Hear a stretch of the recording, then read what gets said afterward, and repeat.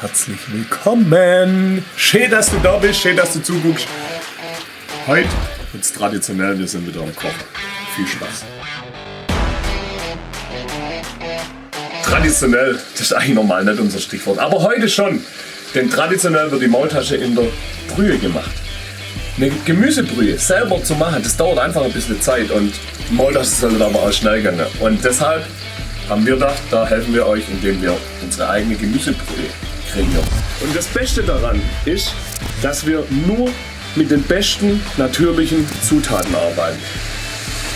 Nur echte geile Sachen. Na?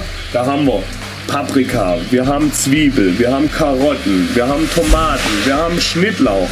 Lauter geile Sachen.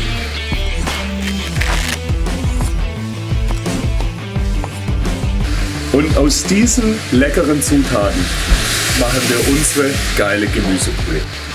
Aber zu einer geilen Gemüsebrühe mit Maultaschen, ich meine, es ergibt sich von allein, ne? Gehört nicht nur eine geile Gemüsebrühe, sondern natürlich auch unsere leckeren Maultaschen. Hier unsere traditionellen Maultaschen und hier unsere vegetarischen mit Spinat-Ricotta.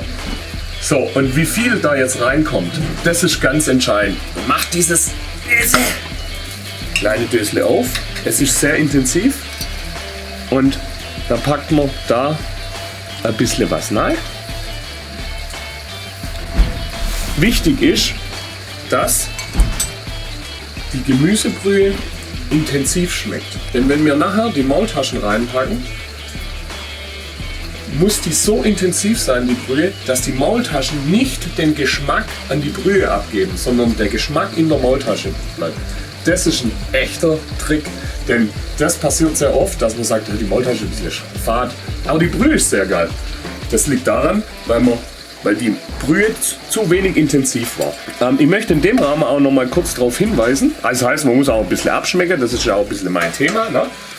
Ich möchte in dem Rahmen noch mal kurz darauf hinweisen, es sieht ja jetzt nicht so richtig aus wie ein richtiger Kochtopf, aber wir sind Streetfoodler, wir sind in unserem Foodtruck und in unserem Foodtruck haben wir auch keine Herdplatte, deswegen haben wir unseren normalen Grill genommen, auf dem wir jetzt das alles heiß machen und haben einen GN-Behälter genommen, das tut es auch als Topf.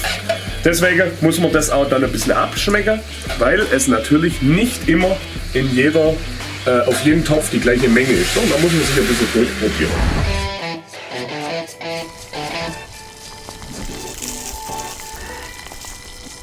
Also und wichtig ist ja immer, dass man das auch abschmeckt, ne? Das ist ja auch genau mein Thema. Aber Vorsicht, es ist heiß. Geil. Sehr lecker. Ja, sehr intensiv, sehr lecker. Das ist also meine Oma, die wäre stolz auf mich.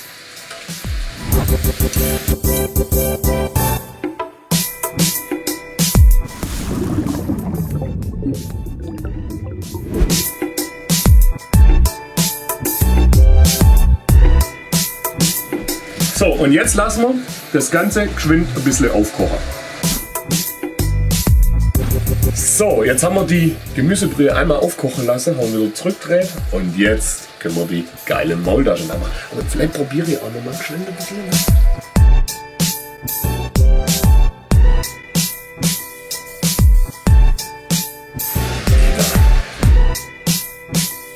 Wir machen da jetzt unsere Maultaschen rein und nehmen jetzt 2 Maultaschen von den traditionellen und wir nehmen 2 Maultaschen von unseren Spinat-Ricotta-Maultaschen. Kriegt ihr natürlich alle in unserem Online-Shop. Und das Schöne bei Maultasche ist, die Maultasche sagt euch, wann sie fertig ist. Nämlich, wenn sie oben schwimmt.